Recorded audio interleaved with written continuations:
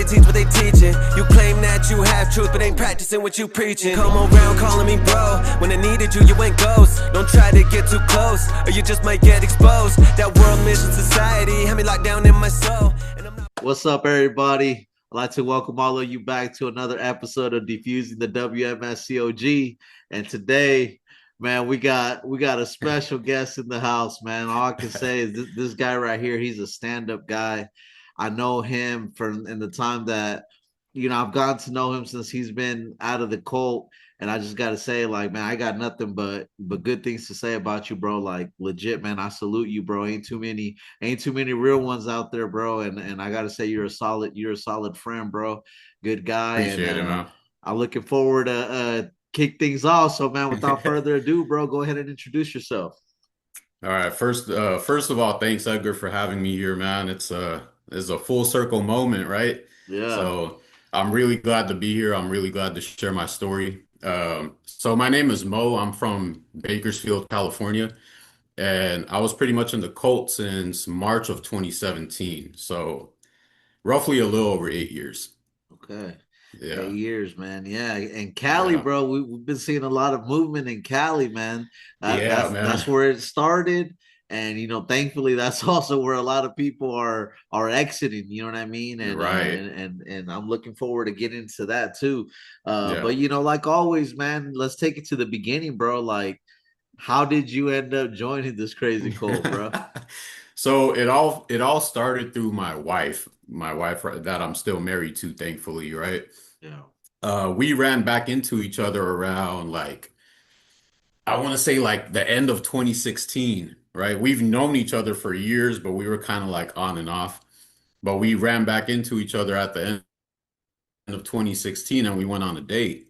And right at the first date, bro, she started like preaching to me, right? Like Hey, first about, date. yeah, yeah, bro. Yeah. Like, did you know there was more than one God and this and that? And so it's kind of like one year out the other at the time. I'm Yeah. like, okay, whatever. Everyone has their own beliefs.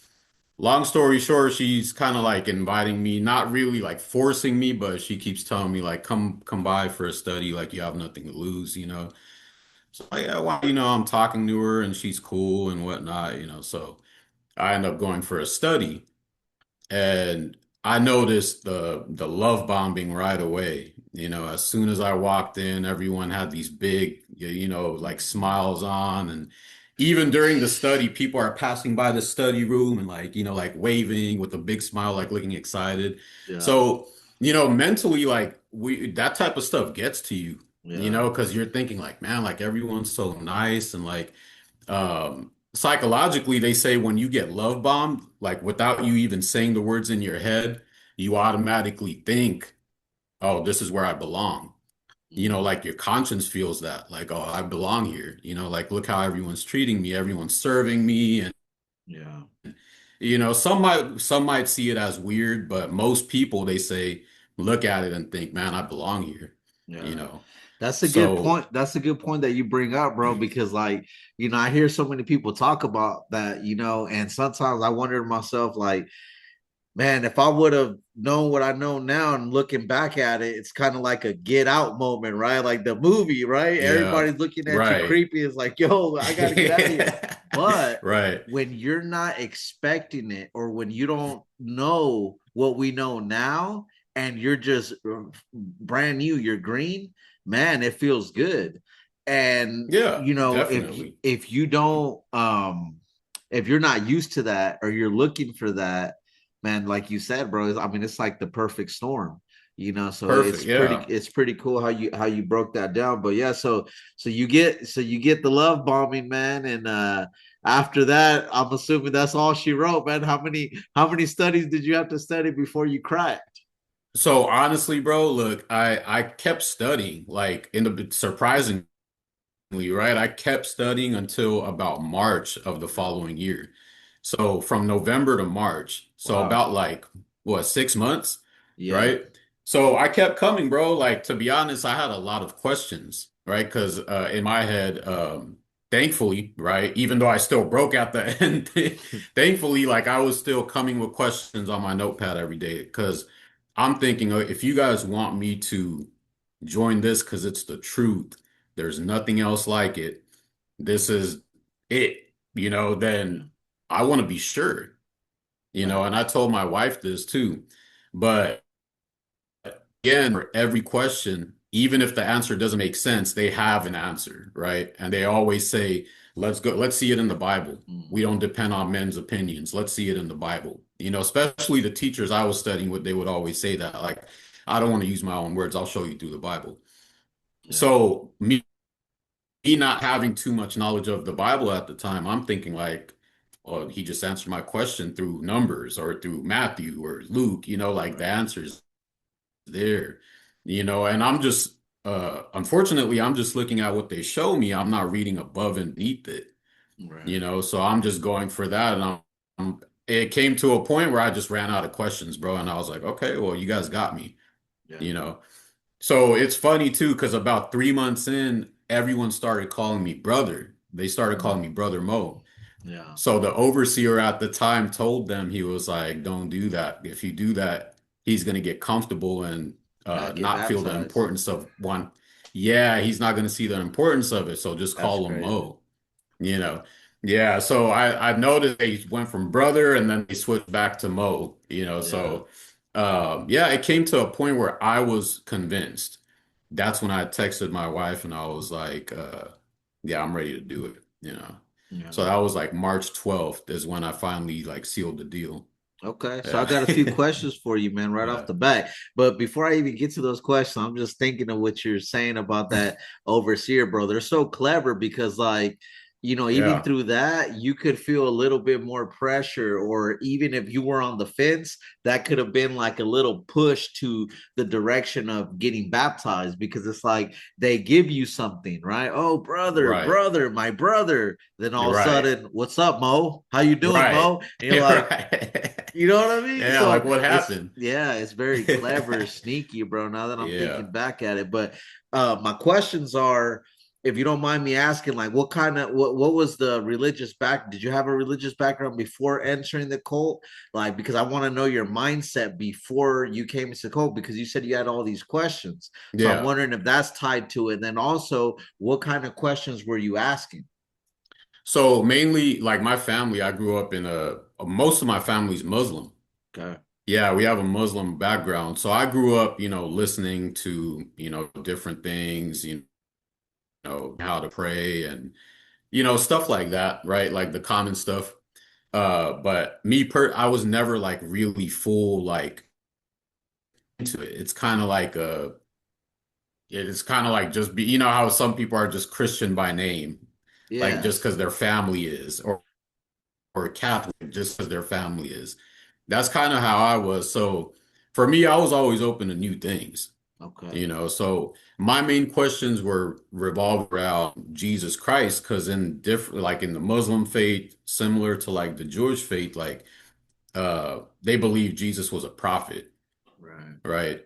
So Jesus was a prophet, he wasn't God, right? So it was revolving around that mainly.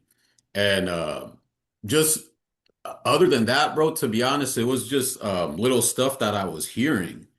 So, like my cousin, for example, had told me because I told him I was studying in a Christian church, and he asked him, he did his own research, and he told me, asked him about the prophecy of Jonah, Mm, right? So I didn't know what it was, bro, and he's like, just ask them and tell me what they say, yeah. you know?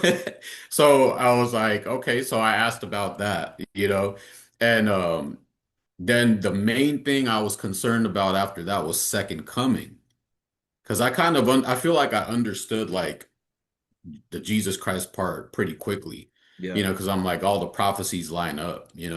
But then when they said, but wait, there's a second coming, my idea was of second coming was always that the second coming will come at judgment, Right. you know. So I'm like, what? And they're like, yeah, he already came.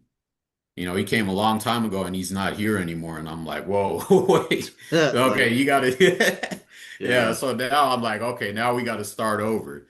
Yeah. So I learned a lot about when I started learning about that, a lot of it didn't make sense, to be honest. Like it was very hard to get, but this is where kind of like the brainwashing comes in, right? Because when you tell the other members, like, yeah, I'm not really understanding, which I would, over Yeah. meals, like, I'm having a hard time, whatever, but they will kind of give me this concerned look, like, oh, like, and I'm thinking, like, is there something on my face? Like, why are you, but then they would tell me, like, yeah, just keep studying, you'll get it. Just keep studying. Yeah. So it comes to the point where it turns into just it's called like repeated indoctrination, right? Where they say like you could be reading the most nonsense thing, but if you read it to yourself 100 times a day, your mind is going to believe it as the truth, Yeah. you know? So I feel like that's what was going on to where I'm like, oh, if these people get it, then maybe there's something wrong with me,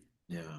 you know? Yeah. Then when And I kept reading about the seal of God and all those other things, I was like, okay, then it started slowly, breaking in. yeah.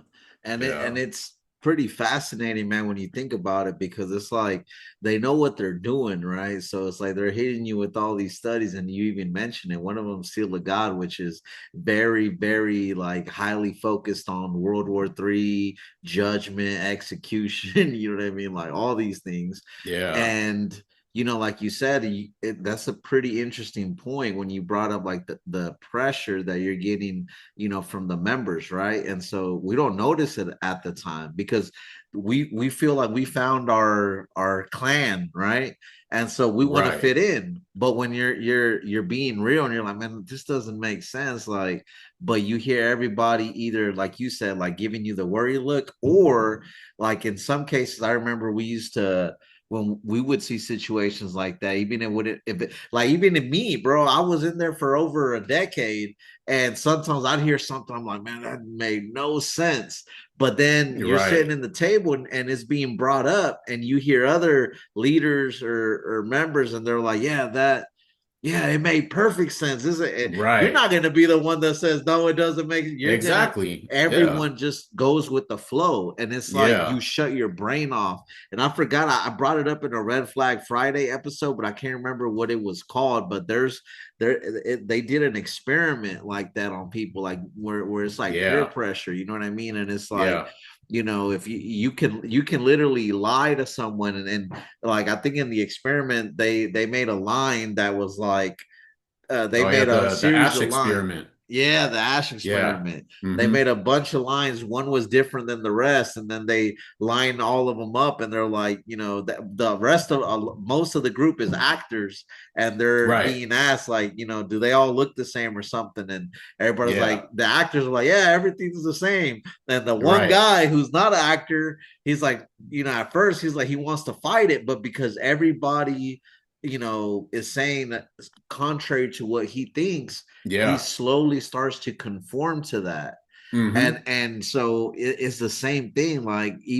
even especially in the doesn't matter if you're new in the church or old in the church, Right. like you're gonna conform because you don't want to be the odd man out. And like Exactly. you said, they have that special way of just making you feel like Right. they'll make you feel dumb or make you feel like are you okay? Like, man, maybe Right. we need to pray for you. Maybe you're in spiritual danger, you know? Right. And Right. it's fascinating, man, the mind of the coach. You got any more thoughts on that?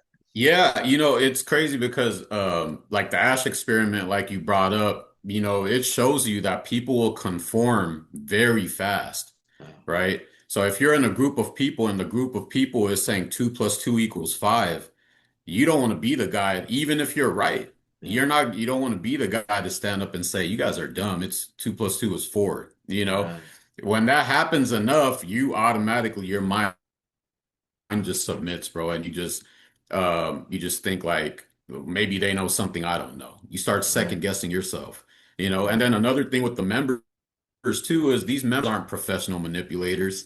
They're right. just doing what was done to them. Exactly. Because at one point they were in the new person, they were in my position, right? Yeah, And if they had questions and they noticed the negative feedback or the negative reactions, they were like, okay, like we don't want to be that guy. So if someone else acts like that, let's give them the same reaction, so they can hurry up and get baptized. yeah. So It's And even oh, I'm sorry, go ahead. no, go ahead, bro. Finish your thought. No, even with the going back to the love bombing real quick, like these guys, they're not professional love bombers. They're taught to do that. Yeah. You know what I mean? Like they're taught Yeah. to do that. They're taught like we need to greet everybody openly and make them feel at home.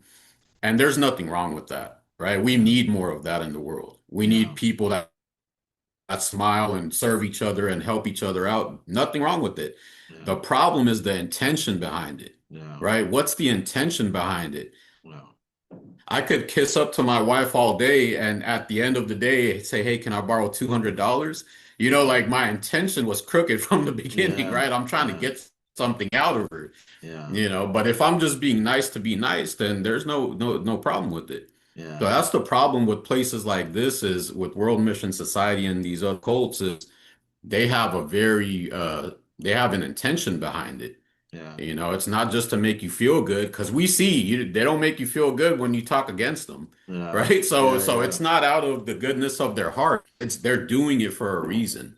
Yeah. And I would Yeah. even say that like when they're being nice, right? Like you said, there's nothing wrong with them being nice, but the motivation behind it, like you said, is they're trying to get you in.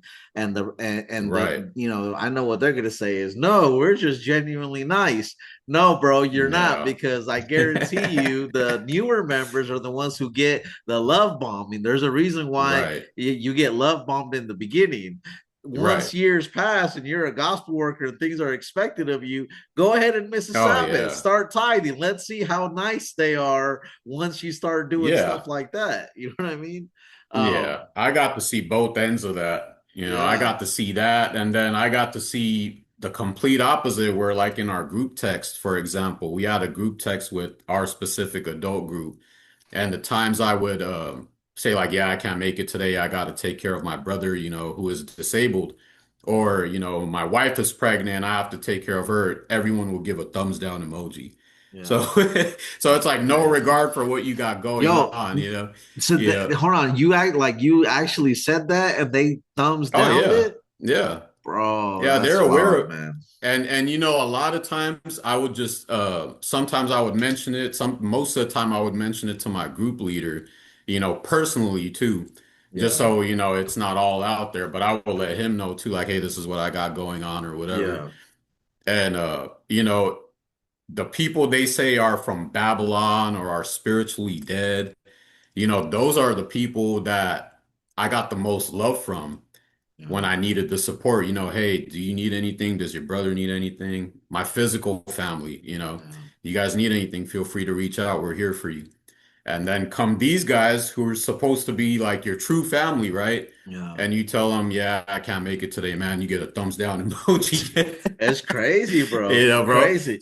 Yeah, and it's like what makes you motivate you, like what can motivate you to keep going after that, right?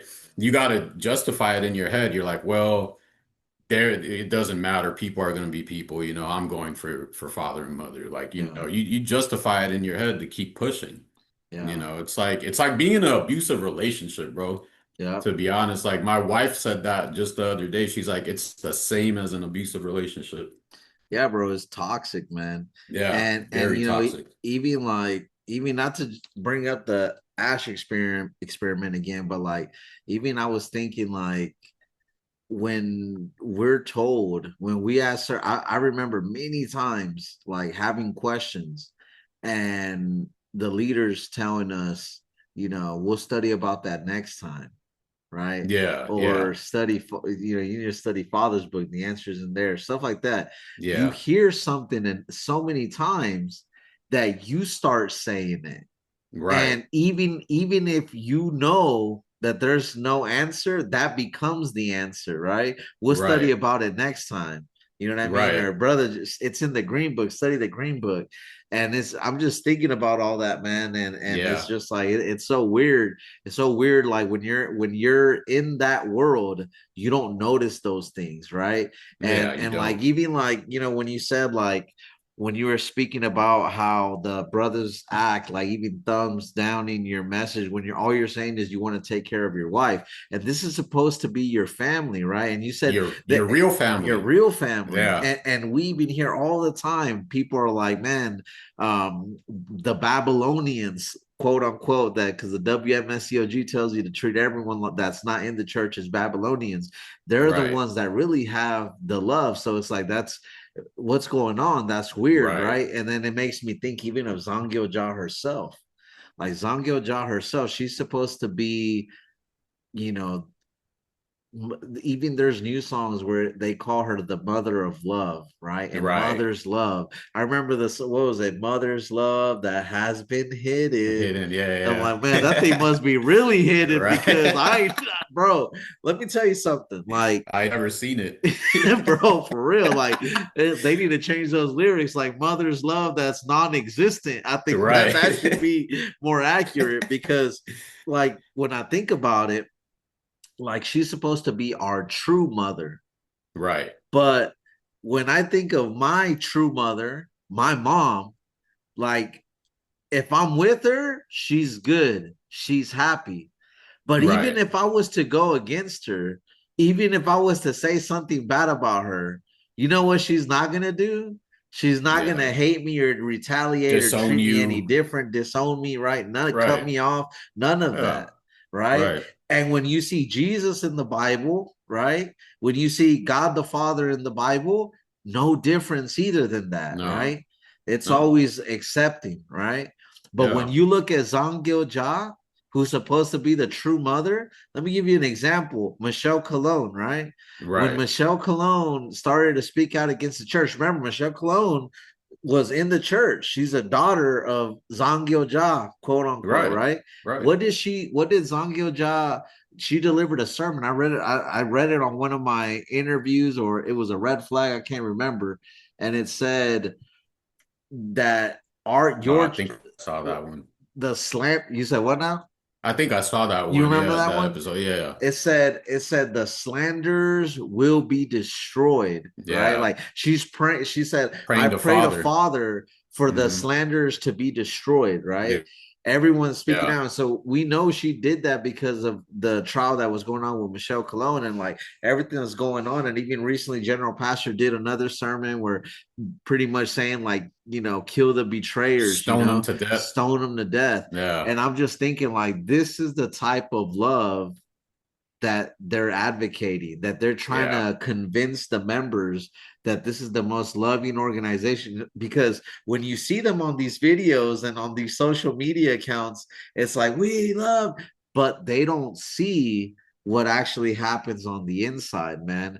And it just Yeah. reminds me of Jesus' words 2,000 years ago, where he's like talking to the Pharisees and Sadducees. He's like, outside, you guys look gorgeous. You guys, Right. the robes look all shiny, like you guys are dripped out. He said, Right. but I see the inside, and Right. inside is dead man's bones.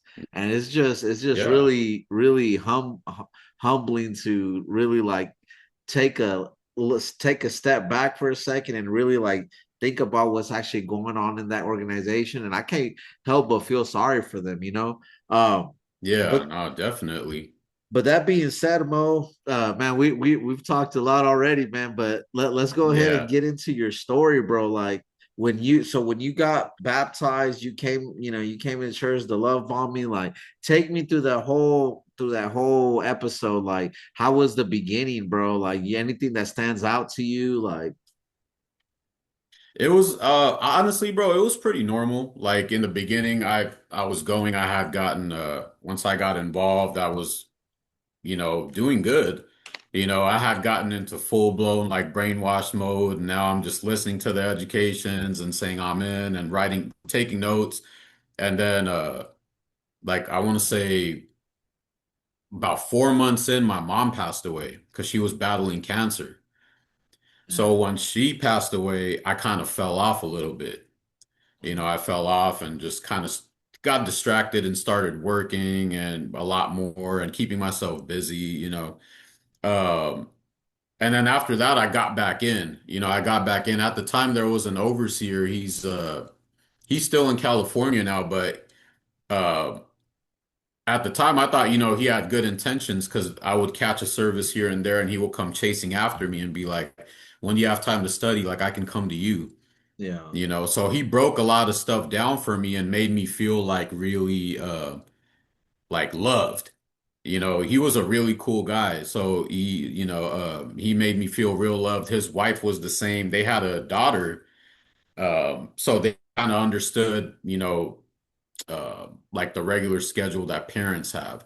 So they were really good with, managing kids and dealing with, members with kids and whatnot. So it was nice, but at the same time, the bigger picture when I look at it is they're doing it just to gain, have another like loyal member, right? Yeah. So the intention is still the problem is with the intention. It's not with the actions. The actions are great, Yeah. but he had told me a lot of stuff. He was like, um, evening service isn't even in the Bible. He told me mother did that out of mercy for us because she understands that some people have to work.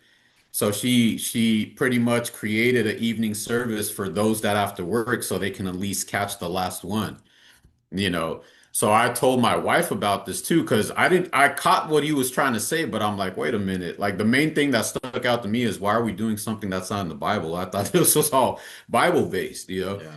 But anyway, I just kept getting brainwashed and getting into it, bro. Like slowly, like it just kept going. And then eventually around 2022, we had a new overseer. And this overseer, bro, like honestly, I think I told you about him. I'll say his name. I think he's an elder now. It's Elder Bo, right? Okay. Or he might still be a missionary, but this is one of the coolest people I met, to be honest. Like he was um at the beginning, I don't think he liked me, and I didn't like him either, because we kind of like we clashed over little things. He kind of came off a little awkward to me. Yeah. And I had a habit of like kind of, say talking when I didn't need to. So, I know he didn't like that, Yeah. but eventually like we became really cool. Yeah. And one of the smartest people I've ever met too in general. So, he asked me, if I wanted to be a unit leader. And I was like, yeah, I'll give it a try. It should be fun. And he was like, oh, no, it's not going to be fun. Right. So Yeah. at least he was honest, That's up, right? bro. That's what I was about to say. Yeah, at least he was honest. He's like, it's not going to be fun, but let's just keep praying. Yeah. And eventually I did that, bro. So I did that. I became a unit leader. We did what we had to do, study with people, at different hours of the day. Sometimes I would get off work and go straight over there and study with somebody. And sometimes it will be on weekends, Sunday early morning, because that's when the contact is available. Right. But he had a way, like, when I learned about Daniel Park, he kind of reminded me of like the American version of Daniel Park, bro. Like Really. he was real good at like pumping people up, Yeah. right? Like pumping members up, like we're on a mission, like let's do this. Like especially for the men, you'll be like, we're men, like let's do what men do. Let's go and fight for God. And you would have all these little different ways of like pumping you up. So everyone was always like full of energy and going about their business. So yeah, it was I didn't catch too many red flags other than like Bible verses, man. When I started around that time I had started reading Above and Below, like What what year were was this? around the same time, like 2022, Okay. 23, like early 23. I started like reading above and below what we're being told, and in my head, I'm like, that's not what it says. Yeah. But then again, it's called like cognitive dissonance, right? This is a thing for a reason. Like when a piece of information or something you witness clashes with your belief, your mind becomes very uncomfortable, right? So what's the first thing you do to ease that discomfort is you justify it. All these things are diagnosed for a reason. Yeah. You know what I mean? So that's what I did a lot of times where I'm like, that's not what it says, or that says the complete opposite. And then I would tell myself, well, I'm lacking. Maybe if everyone's saying amen, that means I'm weak somewhere. Like, let me study more. You get what I mean? Yeah. Yeah. So you can only do that for a while, man. Like after a while, it's like I need to see what's going on, Mhm. like so yeah, that's pretty much how it went. Yo, it's like I'm hearing you say that. I'm just thinking to myself, like, yeah, man, how many times that, like, yeah, I remember one time sitting in the pew, and I'm like, oh, that don't make sense. Then Yeah. 100 times, 200 times, 1,000 times, it's like, Yeah. man, at some point, it's like, so none of this makes sense. Am I just gonna Right. keep, going? And it's crazy, man, because eventually you gotta ask the hard question, man, which is, Yeah. like, can I really justify what is being said with the scriptures? Well, that's why they the way they play it out is very genius too, right? Because from the beginning, what are you taught? Secret of forgiveness of sins. You're a sinner. Yeah, You're no good. yeah, You deserve death, yeah, right? yeah, So you're already broken down from the beginning, right? yeah, They break you down because they're going to build you back into something they want, yeah, right? So once you're broken down, that's always in the back of your head. So now you're anytime you don't understand anything, you're thinking, well, I'm just a sinner. Like I should be thankful that I'm even here. right, So if I don't get this, it's not their fault, it's my fault. I'm lacking somewhere. It's my sinful nature. yeah, It's Satan infiltrating my mind and not allowing me to understand the deep truths. That's how you start seeing it. yeah, So you let go, those little things, when they break you down like that mentally and psychologically, you start get second guessing everything about yourself, right? yeah, Like in our local branch, they always told us like when you talk to leaders, make sure you're understanding what they're trying to tell you. They're talking, God is talking through them to you, yeah, right? So make sure you're respectful, like try to understand what they're trying to say. So even with the leaders, right? We're always told, or we were always told, and still I'm sure they tell us to tell the people the same thing, which is these people are assigned, they've been given their position by God, right? So whatever they're telling you, it's for a reason, so make sure you're paying attention and being obedient and whatnot. So I paid attention to that too, and I took it seriously. I'm like, okay, God is using them as a vessel to talk to me. But I don't know how it is in every other location, right? I can only speak for the location I'm in. When you talk to most of these leaders, they don't have an answer for anything, bro. Like, especially in our location, if you ask them something, you would get oh, oh. Like all of them yeah. said the bro. And it was Yeah. like I used to make fun of it because I'm like, what's the point of asking? You're just gonna get hit with the oh. And then they would tell you like, that's a good question, and then you would never hear anything about it again, you Yeah, know. So when I became a leader, I made it a point to, answer people's questions. And if I didn't have the answer, I would say, you know what, that's a good question. Give me 5 minutes. Let me go ask someone and I'll come back to you, you know? yeah, So I was thinking like, man, like for this to be the truth, the absolute truth, and these people are designated and assigned by God, like it's a lot of weird stuff going on, man. Like nobody has an answer for anything, you yeah, know? So, the thing is like it's little stuff like that, it eventually builds up. yeah, Because you start noticing things like that, they're hard to ignore. And then you're like, what else is back there?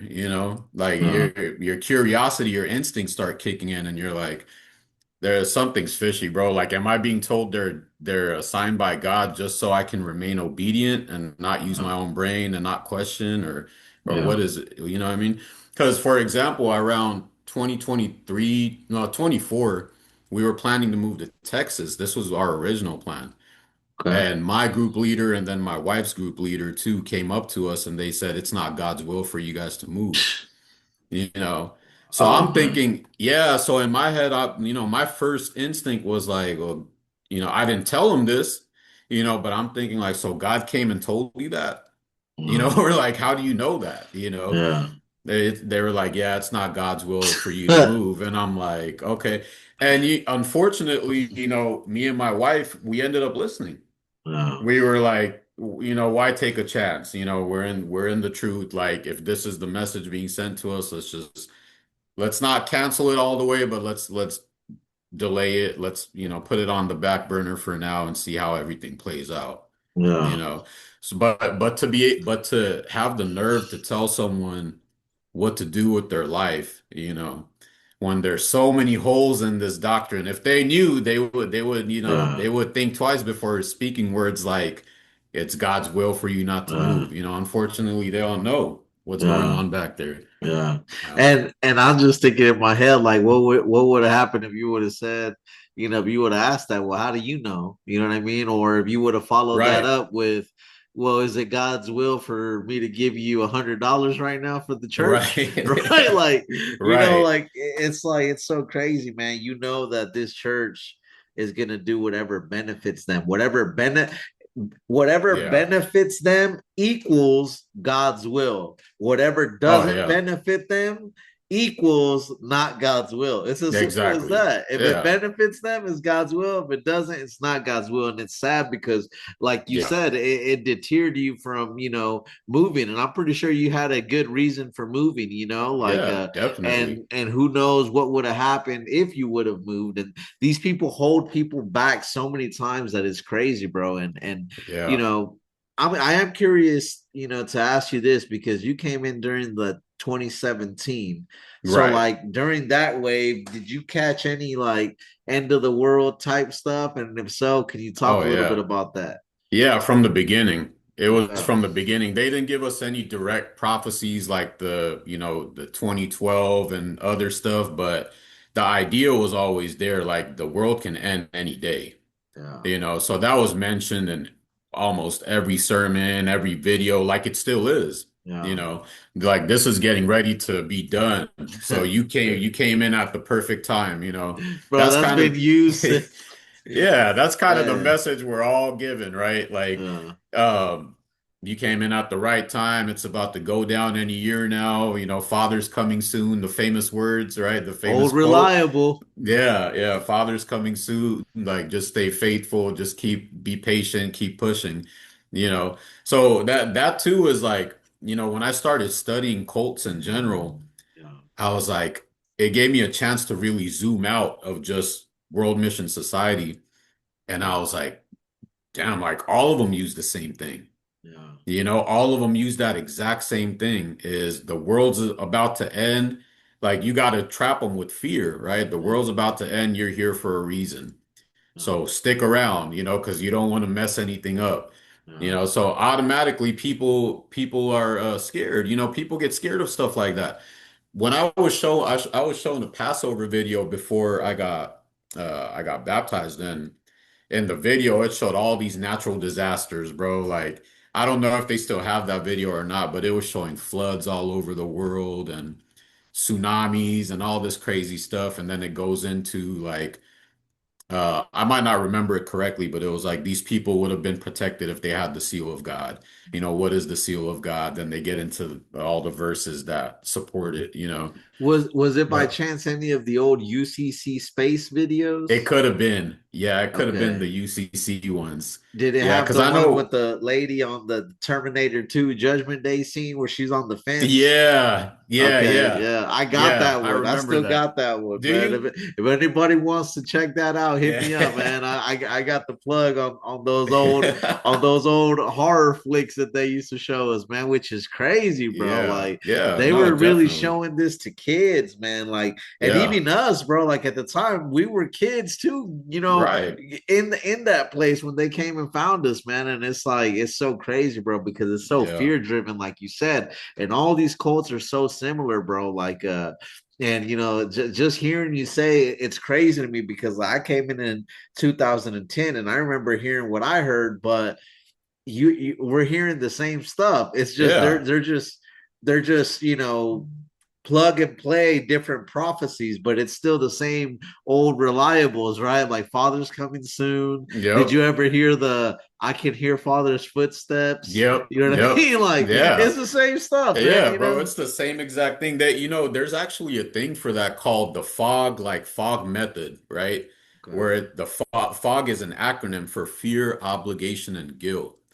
So think about this, bro. Like all these things, fog, cognitive dissonance, all these different like things have been diagnosed for a reason, right? Yeah, They're given a name for a reason. It's because these cults use them to their advantage. yeah, They're very aware of how these things work. right? So fear, they get you with fear. You need to keep the Passover or you're going to be destroyed like these people in the tsunami videos, Yeah. right? Then they slowly get you into obligation.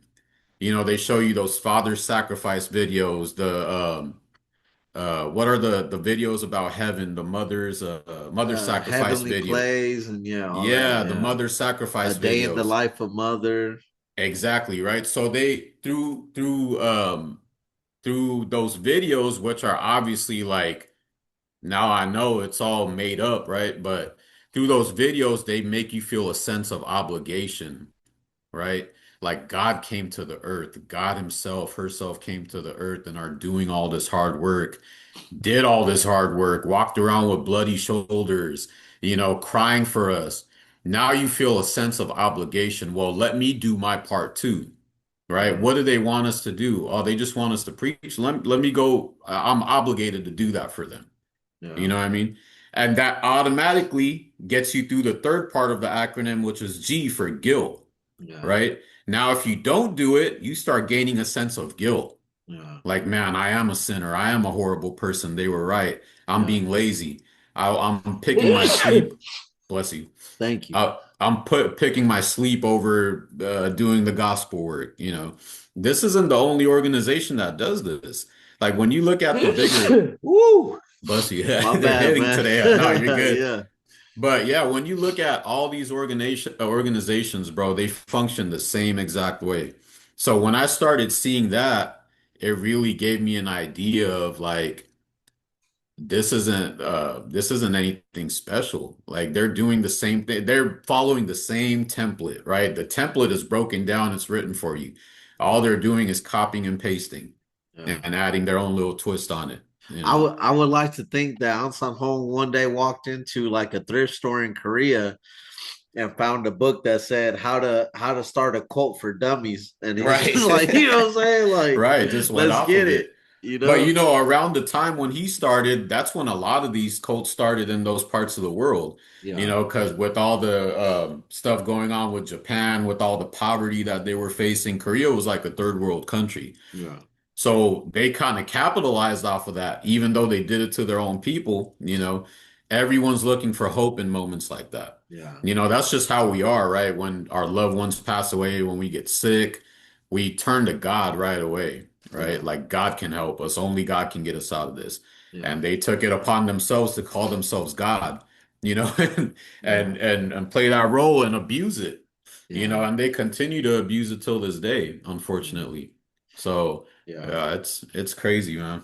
Yeah, bro. Like, it's cool that you mentioned that, because yeah, if you know, it's something that I've always, it's always on my mind when I'm thinking about these cults, is like when they started, and then also I also try to think about it from the point of view of like a member that could be watching this.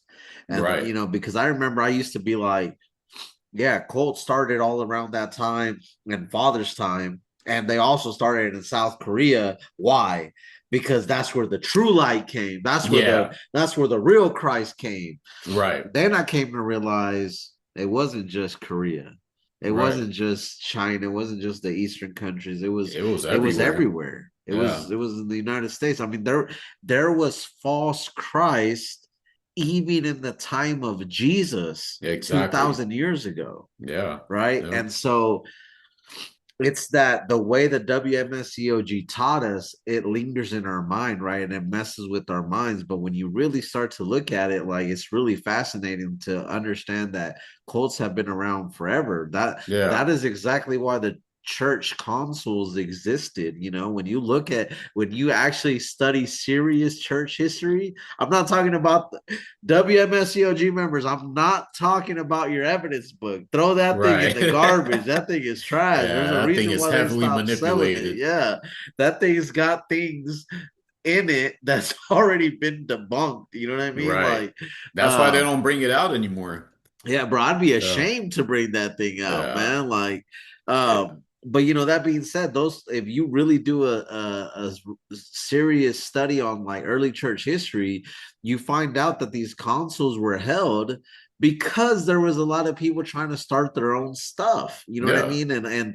And so it's pretty crazy when you think about it, bro. Like it really puts a hole in what they try to proclaim, that they're the lost restored truth, because when you really look at it, there's nothing to restore. The truth Yeah, has always been here. If you read the book of Jude, it tells you, Jude chapter 1, the faith that was once and for all right, delivered to the saints. It right. doesn't say it be delivered once and then had to be re-delivered or restored a second time. Exactly. It was once for all delivered to the saints, right? And so, Exactly. the WMSCOG and cults like it have to, build this narrative to say that the truth was lost, and the truth was destroyed in order to make their guy the hero of the story who brought everything Yeah, back. But when you right. really examine Ahnsahnghong didn't bring anything back.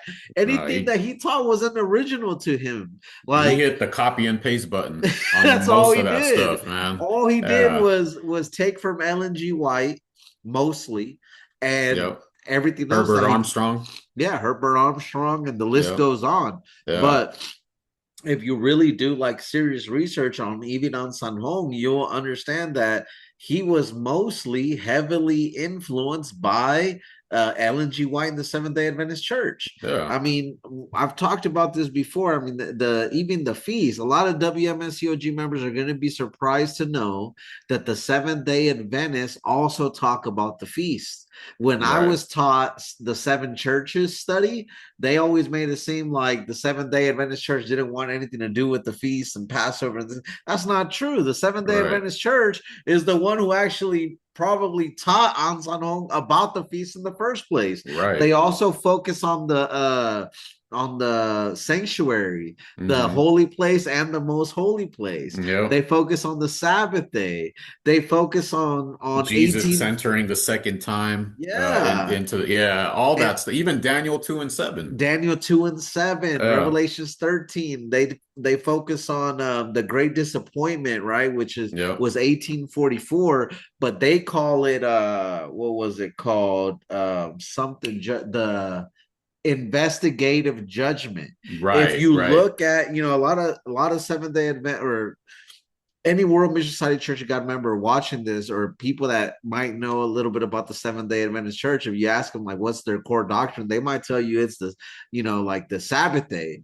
But actually, when you look further into them, their biggest doctrine is actually the investigative judgment. That is what Ellen G. White was like most known for. Like they still have books that their doctrine is centered around this investigative judgment, which is basically in 1844.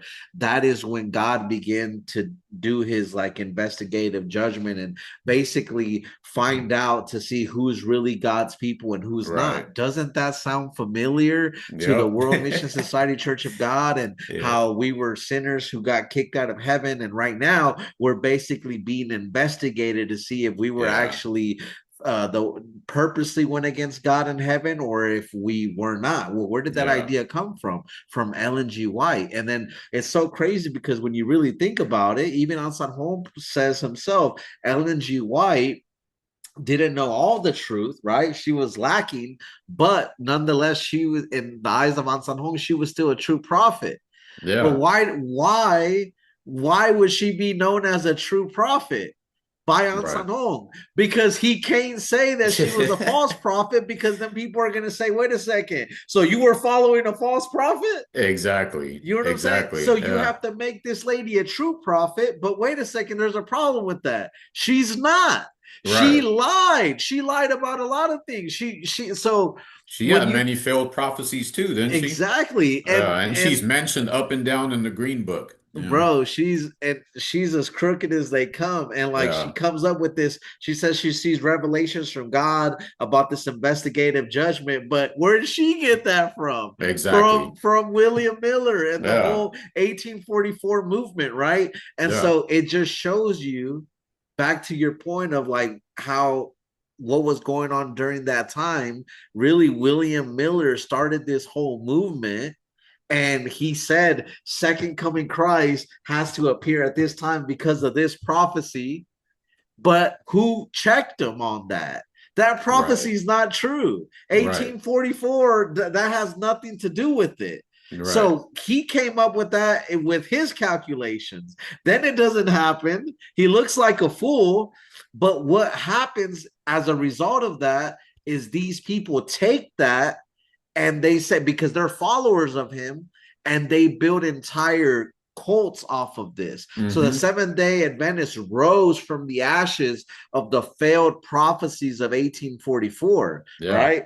And so it's pretty crazy because from the roots they already started off wrong, right? Right. And so you see this person, then ahnsahnghong, he takes from this thing that already started crooked. And so when you Right. really look at it, man, like how can you seriously call this perfect truth when in reality, man, it's everything but it's Right. far from perfect, and maybe Yeah. we can get a little bit into that. Well, you got any thoughts on what I said there, Mo? Yeah. No, when I learned about investigative judgment, the first thing I thought about is how they told us the inspection of the temple, Yeah, right? Like the inspection of the temple's built already. And, because when I first asked about 1988, they gave me like the prophecy of Jonah or whatnot. yeah, And they told me that somehow 1988 was related to the completion of the temple or something like that. yeah,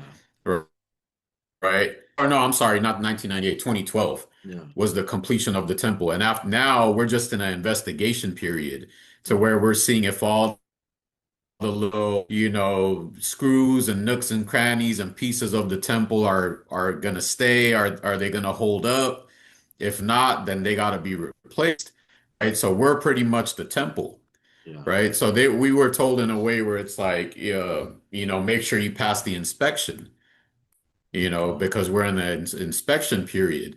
yeah, So I looked at that and I was like, man, like that. Now I look at it and I'm like, it's such a manipulative way to cover up a failed prophecy. yeah, Because it's funny, bro. I was reading about a alien cult like in the 1950s in Wisconsin, right? yeah, And this guy, the leader, was like, the world's about to end, right? We're gonna yeah, be rescued by the aliens. When the aliens come and take us, they're gonna set the world on fire. So yeah. all of them went and stood on top of a mountain, bro. That's And crazy. they ended up falling asleep. Some stayed awake, right? And the next day they're still here.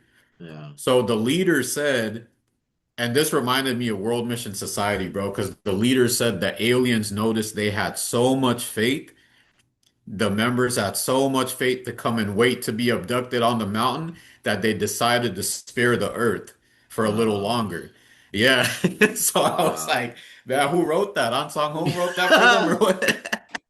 You know Bro, what I that's mean? crazy, man. Because or maybe pastor, general pastor, I don't know, Right. but because he's the mastermind behind the all the BS, right? Yeah, But and you know what they said? What was unfortunate was it boosted the members' faith even more. yeah, Some walked away, but most of them stayed. And I was like, man, like these things like manipulation and the brainwashing is serious. Like I want people, like especially members that are watching, I want you guys to pay attention. Like when people are breaking down these prophecies for you and breaking out down these failed prophecies specifically, if you bring it up to them, pay attention to the answer. yeah, Pay attention to what you're being told because if you think of it critically, man, like use your brain when you're listening with all due respect, it doesn't make sense. yeah, Like like you wouldn't fall for this in any other situation. yeah. You wouldn't fall for this if I was telling you something like this. So why are you letting this organization play with you? Right. I want members that they really like think about that. Yeah, You know. that's good, man. And on that point, bro, I think that I kind of want to jump in a little bit on, now that you're out, right? What are some questions that you wish you would have asked? And what are some questions that you would like members to think of now? What are some holes in the doctrine? Because, well, a lot of times, we'll get these interviews, right? And then we just, we keep it organic here, right? Hmm. But a lot of the times, I'll hear people in the comment sections, they'll be like, oh, that's just their point of view, that's just their story, but they're not talking about the doctrine, they're not refuting the truth, they're not, Right. Well, this is a podcast. This is we're sharing stories, but trust and Right. believe, Mo, you know this for a fact. We deal with Bible all day long. You know what I Oh mean? yeah. Like Yeah. so In that's context. in context. You know what I Yeah. mean? We get together, we study, we talk about these things, you know. But Right. in these moments right now, I think it's important for members to share their story because that's something the WMSCOG doesn't allow, right, Right. members to do. And so I think that this is very impactful because sometimes when and we've been seeing the success, people hear member stories and relate and they're like, yeah, man, that doesn't make sense.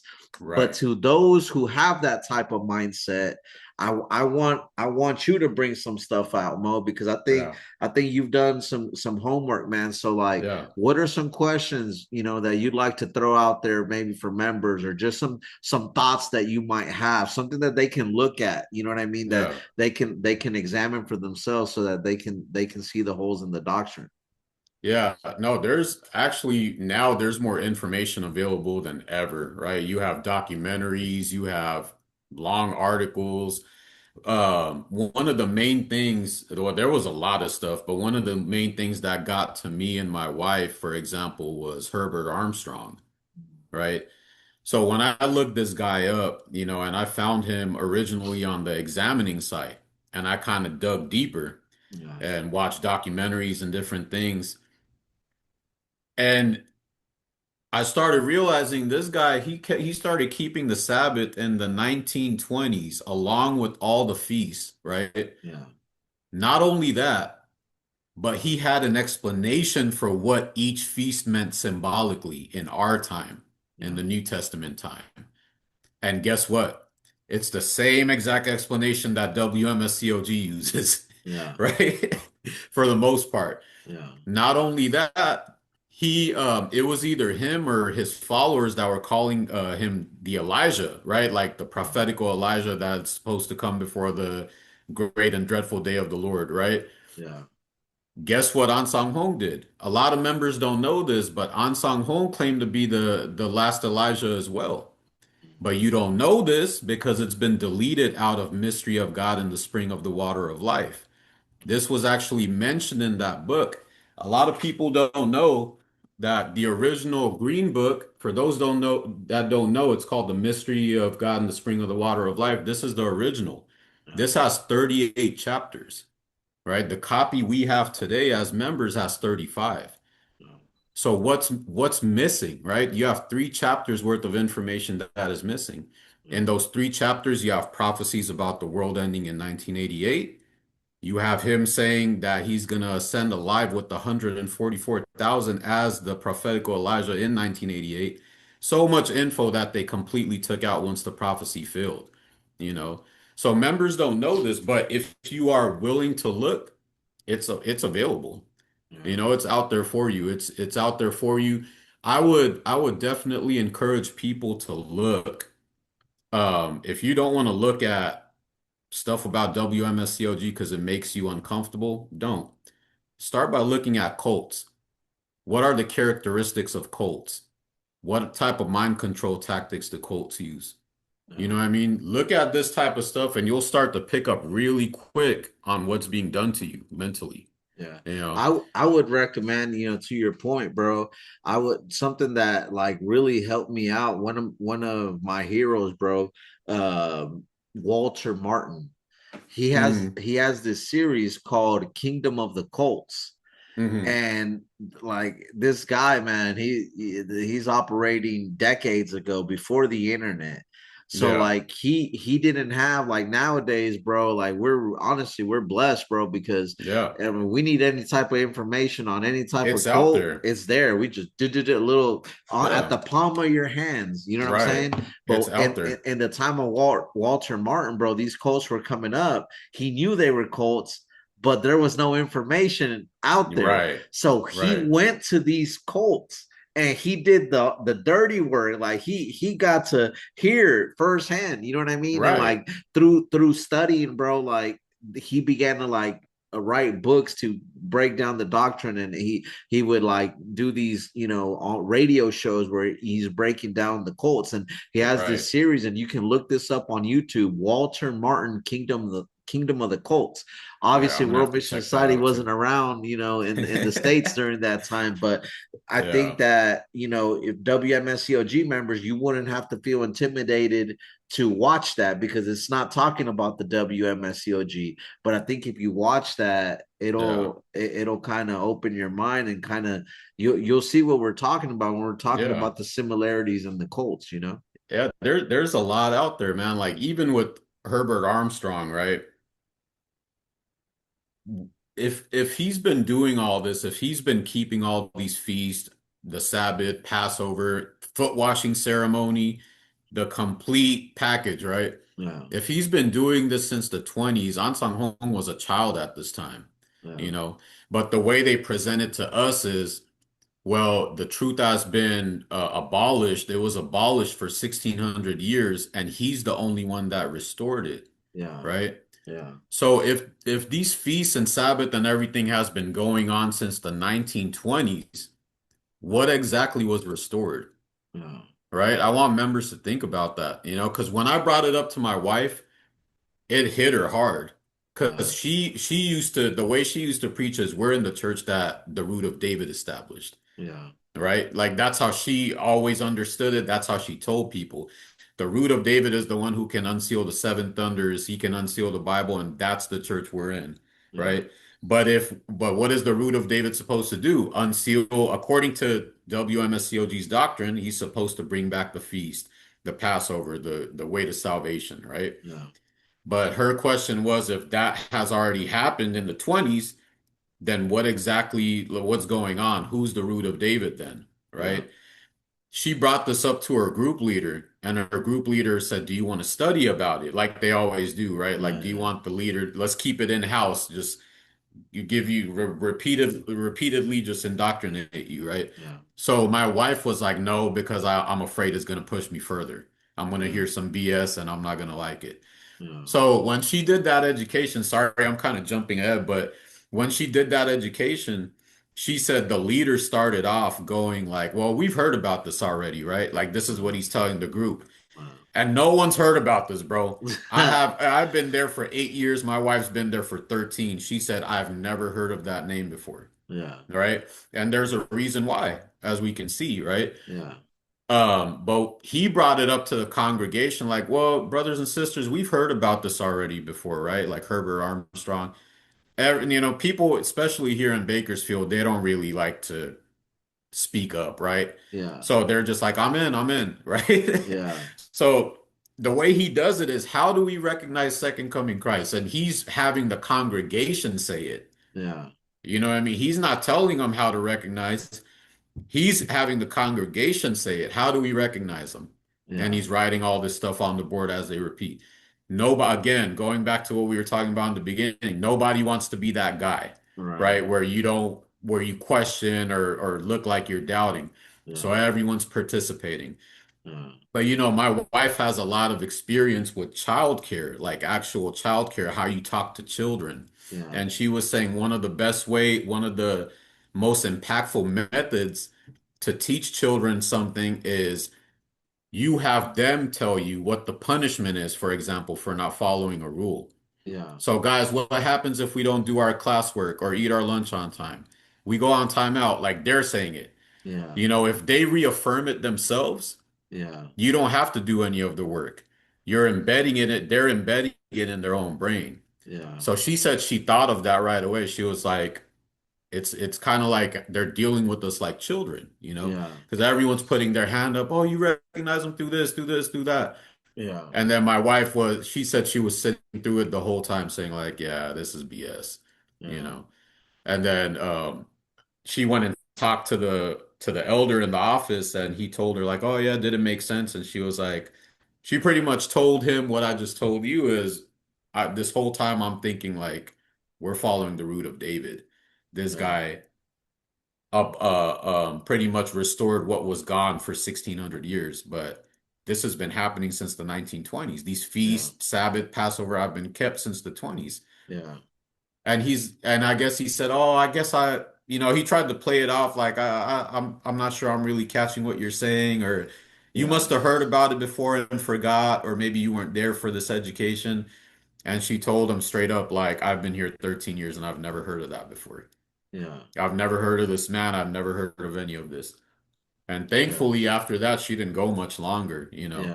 Sometimes that's all it takes, man. It's like, because if you see one major red flag like that, what else are they hiding? Right. You can keep digging.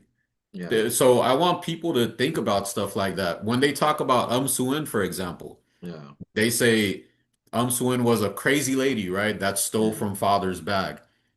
She stole a book out of his bag. Where's this book at? Yeah. Like show don't just call everything slander or say, oh, it's made up or we don't need to worry about it. I hope they start showing counter proof, Yeah. right? Like for example, I told the elder here that I have a pamphlet from 1988. They were Yeah. preaching about the world ending in 1988, Yeah. which we know is true now, right? Yeah. And he said, oh, slanderers made that. It's not a real pamphlet.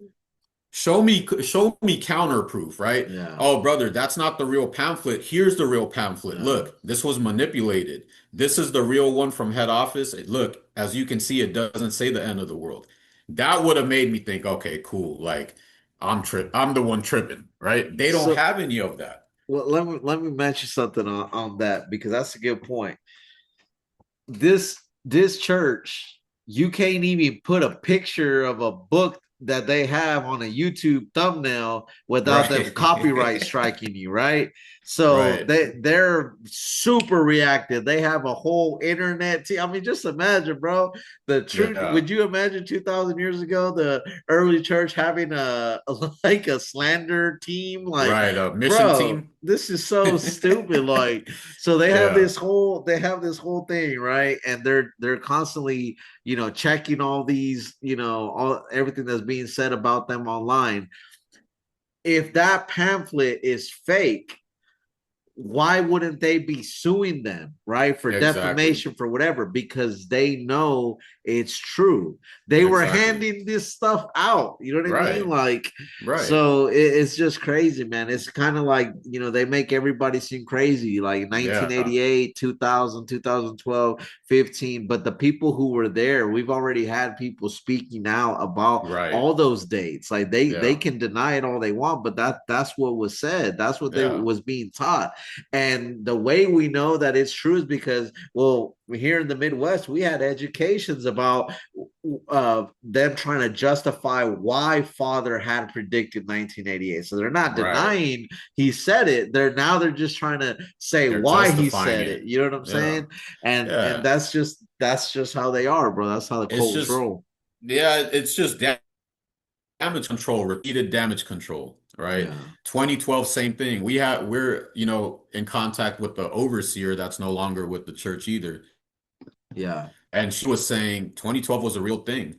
She Mm-hmm. told me, she told my wife, she just had to act like it didn't happen. Like she just kind of had to force it out of her mind. And when my wife heard things like that, she was like, "Yeah, this ain't it." Yeah. So as indoctrinated as my wife was as well, thankfully she held on to her logic, where Yeah. she's like, this has too many holes, because Yeah. she told me herself, she's like, if something's called perfect, all it takes is one hole to debunk it all, Yeah. right? Something perfect should be flawless, Yeah. completely 100% flawless. Even if it's at 99.9, then it's fake, Yeah. And then the more you learn, the more you see it's more than 99. Most of this is fake. You know what I mean? It's It's all copy and paste 99.9% percent fake. fake, right? Exactly. Yeah, it's crazy. So I want members to ask questions, and the reason why is we in this organization we dedicate a lot of our life, right? My group leader, for example, his wife, they're very like my ex-group leader, they're very submissive, right? Very quiet, very timid. They're a young couple. They have like, little children. They don't spend any time with their kids. They're at the church every day. they're a lot of these people, their kids are either told to be left in the parking lot in the car, or a lot of times parents just leave them at home now because they don't want to deal with it. If you bring your kids, then you have to watch them, Yeah. right? And you can't do the gospel work. So they just end up leaving them at home. And they're just a lot of these kids, at least locally, from what I know, they're just raising themselves, you know. Okay, and these people are being told to do this because they're following the truth, because Father's coming any day.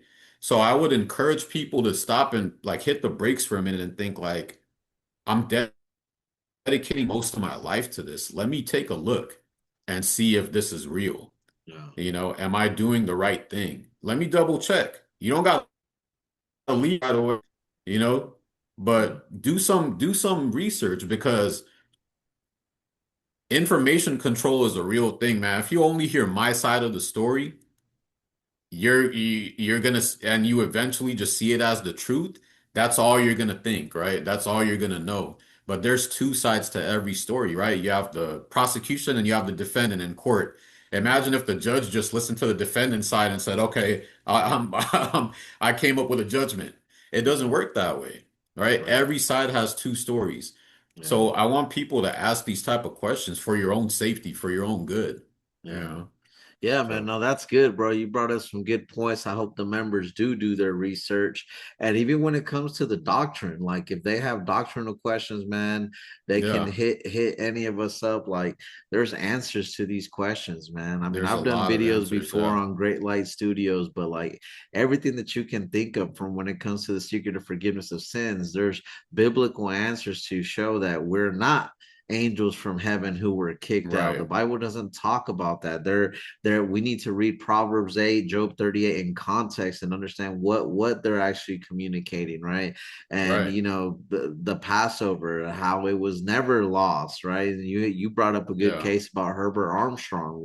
I would go Yeah. back all the way even to the church councils, you know what I mean? Like and then it would contradict even the scriptures themselves that say that the faith that was once for all delivered to God's people, and even Jesus, where he says, you know, you are Peter, and on this rock I will build my church, and the gates of Hades will never overcome Never. it. Yeah. WMSCOG says, yeah, it did, you know, and so they're Right. constantly this so-called, and the nicest thing that I'm so glad you pointed out is what you mentioned about like, you know, perfect, right? And Yeah. how your wife said if it's perfect by definition, you know what I mean, then there can't be anything wrong with it. And No. it's something that I've mentioned in the past as well. And I think that it's important and we should flush that out a little bit more because, you know, if I'm doing a paint job on a car, you know what I mean, and I tell the customer this, my paint job is going to be 100% perfect. This is why I'm charging you this much because it's going to be perfect, no flaws.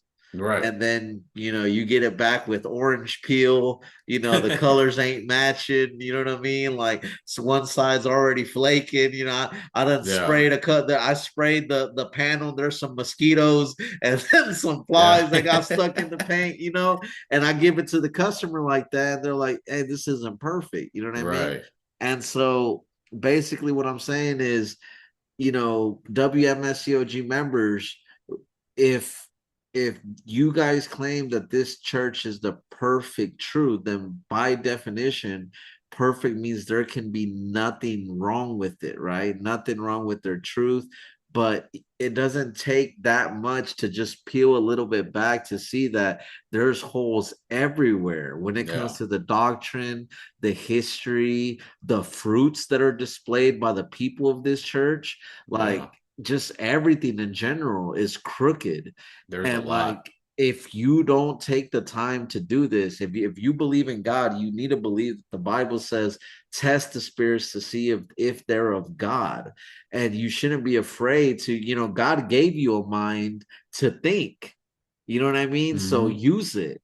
God doesn't want Yeah. you to shut your brain off. Yeah, listen, you ain't got to listen to me. You ain't got to listen to Mo, but do your own research, right? Don't Right. just hear their side of it because Yeah. again, that information control will get you, right? And but Hmm. information control usually comes from someone that's trying to control the narrative, usually Right. someone that's narcissistic. You know what I mean? Like, you Right. have to understand what's going on and learn how to think outside the box and trust your intuition that's God given, you know? Yeah, And I think when you do definitely. these things, you're going to leave and you're going to, because that's the only step. You know what I mean? Once you Yeah. actually start examining their claims, because they make extraordinary claims. And I've always said extraordinary claims require extraordinary answers, Hmm. explanations, and they don't have it. They don't No, have these things, they right? don't have So, any of it. yeah. Yeah, and speaking of information control, while we're on that topic, even the story they give you on Suin, right? Yeah. So for World Missions Society members, you guys already know we're given the same story about her.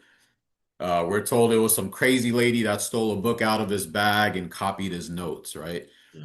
Come to find out when you do research, that's not true, right? Suin was actually part of ahnsahnghong's General Assembly, right? A lot of people don't know this.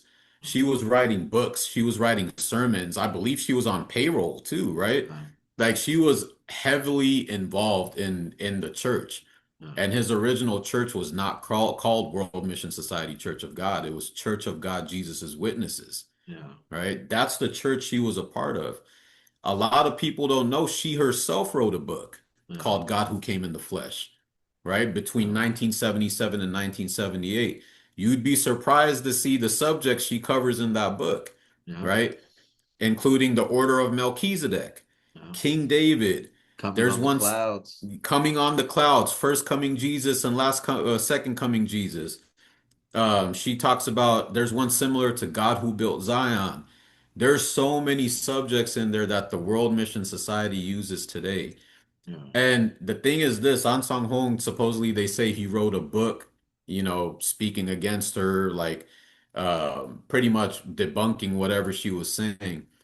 If you read the preface of this book or the whole book, which I have read, which you have read, Edgar, let's play devil's advocate and say she stole these subjects from An Song Hong too. These subjects are nowhere to be found in this book that he wrote about her, right? Yeah. The only concern he has is with her claiming to be mother.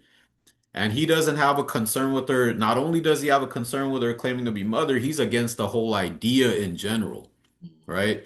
The whole book, he's calling this idea insane. Whoever's in their right mind cannot believe this type of stuff. He's pretty much calling it spiritual incest in a way, right? Yeah. He's saying if the lamb has a bride, the lamb is the son of God. This means that the wife of God has married her own son. How scandalous is this? These are the type of things he's saying. What will happen to the people who follow this? Yeah. Right? He's breaking Revelation down all the way. He's saying the bride can't be here right now because if you look at Revelation 21, verse 1 and 4, it says, Then I saw a new heaven and a new earth. And this bride is supposed to appear. This is what he's saying. According to Yeah. the Bible, the bride is supposed to appear 1,000 years after the world has already ended. Yeah. So I want members to think about this. Why do you think they tell us this book isn't available anymore? That he Yeah. pulled it back when in reality that's not what happened. Yeah. Because it debunks everything that they're teaching right now, Yeah. right? He was And completely against the whole idea. And not only that, you brought up a good point. Not only will it, so they know these exist. Yeah, Some are already, I'm hearing that some are already like, here, come into my office and I'm going to give you a brief understanding of what actually happened, right? Or some right. churches are doing educations on the three missing chapters because they're in full-blown damage control because they're losing so many members. My question for WMSCOG members is very simple. Why are they not giving you the books for you to Right. take home and examine for yourself? Why do they, Exactly. now that they've admitted that they're there, why do they still have to reel you in and say, no, no, no, no. Yes, they exist. Yeah, it's kind of fishy. We didn't give them to you in the first place or even tell you that they existed, but you found out about them. But we're not hiding. But you Right. got to come over here and we got to spoon feed you what it actually means. Wait a second. You Yeah. don't do that for the green book. You don't do Exactly. that for the brown book. You don't Yeah. do that for the last plagues and the seal of God, visitors from the angelic world, feed my all these, but you want to Yeah. do it for those? Why? Exactly. Exactly. Why? They want you to see what they they're only going to allow you to see what they want to show you, right? It's all information control. Information Everything is control. surrounded by information control. So I want members to think about this type of stuff, ask questions, reach out if you have more questions, right? Because Suen, she's not a crazy lady. She was a big factor in this Yeah. church. A lot of the study, when you guys are boldly telling somebody that you're following the order of Melchizedek, thank her for it Yeah. because she wrote that prophecy. She's And wrong, by the way, but she she was wrong, but yeah, she was wrong, of course. And if you read the preface of her book too, she's like, I did the best I could with what I have. If you have corrections, let me know. She yeah, says stuff like that in the preface. yeah, So, the thing is the WMSCOG is still running with it though. yeah, They use these teachings as if they came up with it, that, Father left them behind to preach. It's not true, man. I'm yeah. telling you. And the biggest problem is not with just this place. A lot of these places do the same thing, right? Which is as soon as someone leaves, as soon as someone starts speaking out, they have an evil spirit. Mhm. So I want you guys to think about that, right? How many times are they going to get away with this, right? Yeah, This was a huge red flag for me with Daniel Park, yeah, right? Because they told us he got baptized in 1986, yeah, right? So I'm like, damn, he's been baptized for almost 40 years, yeah, right? And all of a sudden, one day he woke up and had an evil spirit and left, yeah, right? So that's how they explained it. yeah, He decided to go against God, right? yeah, So I'm like, wait a minute. Like that was the last straw for me with the evil spirit stuff, bro. Cause I was like, there has to be more to that story, man. yeah, Like I refuse to believe someone just out of nowhere got an evil spirit. yeah. And then you learn about Daniel Park and see all the drama he was facing, all the stuff that was going on in the background. And you're like, that's not what happened, And you he was know? teaching the General Assembly, bro. Like Yeah. if he's an evil spirit and she knows because she's God, what's she doing having him teach the General Assembly, right? Not only It that, make but he had two new songs that he wrote that were sung during feasts, exactly. And right? it So, doesn't make sense. And think about this. They can say, yeah, but they came from among us. They were betrayers like Judas. Well, let me tell you something. Jesus knew what Judas was going to do beforehand and mentioned it to the apostles. Show me proof Zangyo exactly. Ja knew what Daniel Park was going to do. Don't tell me. Show me. Show me Right. that she had said something because she Right. didn't. For Right. this whole time, she was praising him. You know what I mean? Like he Yeah. brought so much fruits. He's a good example. I remember she even called my cousin directly and told him Daniel Park is not a false prophet. So did she Wow. lie? Wow. Did I didn't God even know lie? that. Yeah. And Yeah. it's just crazy, man. It's crazy. Yeah. So you But guys, members got to think about this type of stuff, man. Like you can't just keep falling for the same stuff over and over, right? Like even the new songs, even the teachings, I wasn't, um fully aware until I started learning about it. But every time you see a new book come out, for example, like a new edition of a new song book, a new edition of this book, what do you think is happening? Right? They're pulling stuff out. They're replacing stuff, right? And then at the same time, they preach Revelation 22:18 and 19, don't add or take away from God's word, right? Whole time they're pulling stuff out, adding their own stuff. They kept saying, we're going to ascend alive with Mother. Then what do? Completely get rid of the 144,000, like the whole topic itself, uh, right?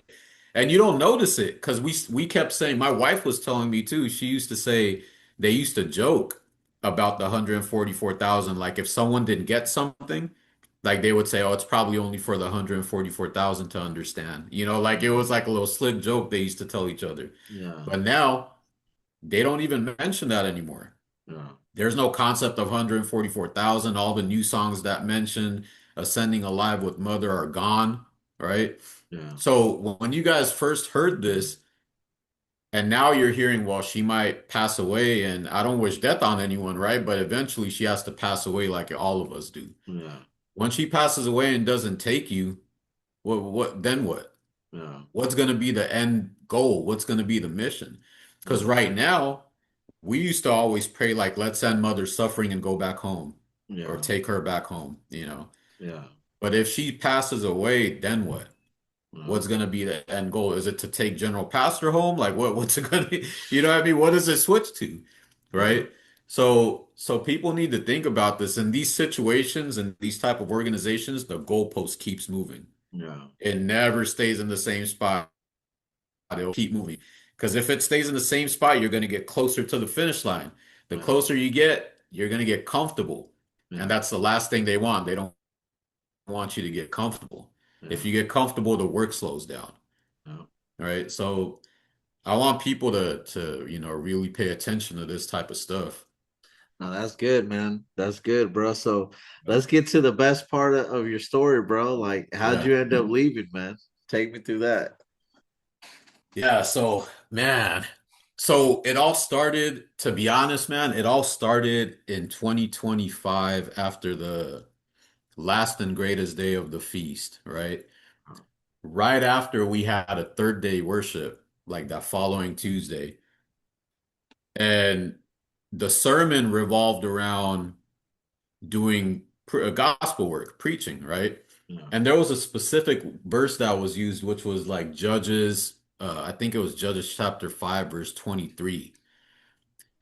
So this chapter is speaking about a little town called like Arose or something like that, near the battlegrounds where the Israelites were fighting the Canaanites, right?